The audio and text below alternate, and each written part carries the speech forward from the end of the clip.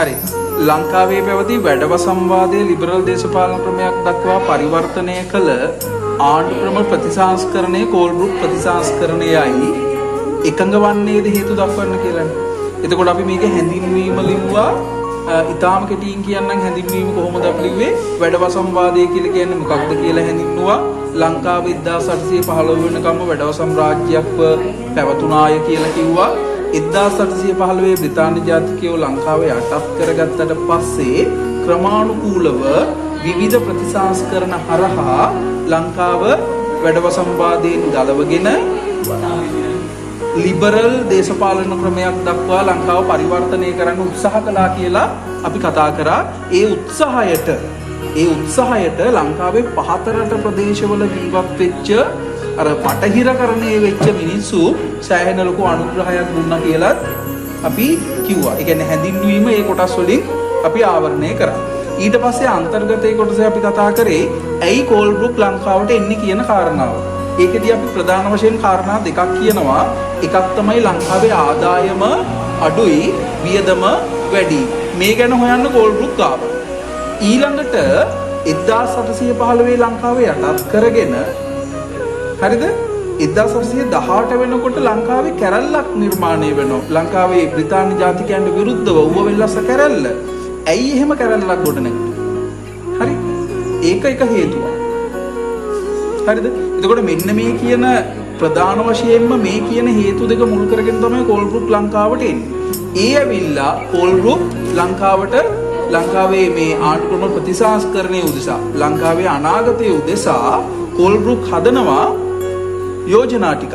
එහෙම නැත්නම් කෝල්බෘක් ගේනවා යෝජනා ටික. අන්නේ යෝජනා ටික කොහොමද ලංකාවේ වැඩවසම්වාදය සම්පූර්ණයෙන්ම ඉවත් කරලා ලිබරල් දේශපාලන ක්‍රමයකට ලංකාව අරගෙන යන්නේ කියන එක. ඒක තමයි අපි කතා කළේ. ඒකේ අපි පළවෙනි එක කතා කරා ඉංග්‍රීසි භාෂාව, ඉංග්‍රීසි අධ්‍යාපනය අනිවාර්ය කිරීම කාරණය ගැන. ඉංග්‍රීසි අධ්‍යාපනය අනිවාර්ය කිරීම කියන එක කොහොමද වැඩවසම්වාදයේ පරිහානියටත් නැත්නම් වැඩවසම්වාදයේ ඉතුරු වෙලා තිබ්බ මූලිකාංග ටික විනාශ කරලා ලංකාව ඇතුලේ නව ලිබරල් ක්‍රමයක් අලුත් දේශපාලන මතවාදයකට පදනම සැපයුවේ කොහොමද කියන එක ගැන අපි සාකච්ඡා කළා. තේරුණාද? ඉංග්‍රීසි සංස්කෘතියත් එක්ක ඉංග්‍රීසි භාෂාවත් එක්ක ඒක කොහොමද උනේ කියලා මම විස්තරාත්මකව කිව්වා.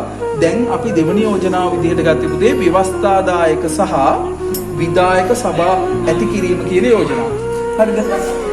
ව්‍යවස්ථාදායක සහ විධායක සභා ඇති කිරීම මේක කොහොමද මේ වැඩවසම්වාදයට එරෙහිවත් ලිබරල් වාදයට පක්ෂවත් ගොඩනැගෙන්නේ. එහෙම නැත්නම් ව්‍යවස්ථාදායක සහ විධායක සභා ඇති කිරීම කියන එක ලංකාවේ ලිබරල් දේශපාලන ක්‍රමයේ ශක්තිමත්ව ගොඩනැගෙන්න කොහොමද බලපාන්නේ කියන්නේ කියන එක ගැන අපි සාකච්ඡා කරනවා. වැඩවසම්වාදය තුල පුතේ රජු තමයි ප්‍රධාන. හරිද?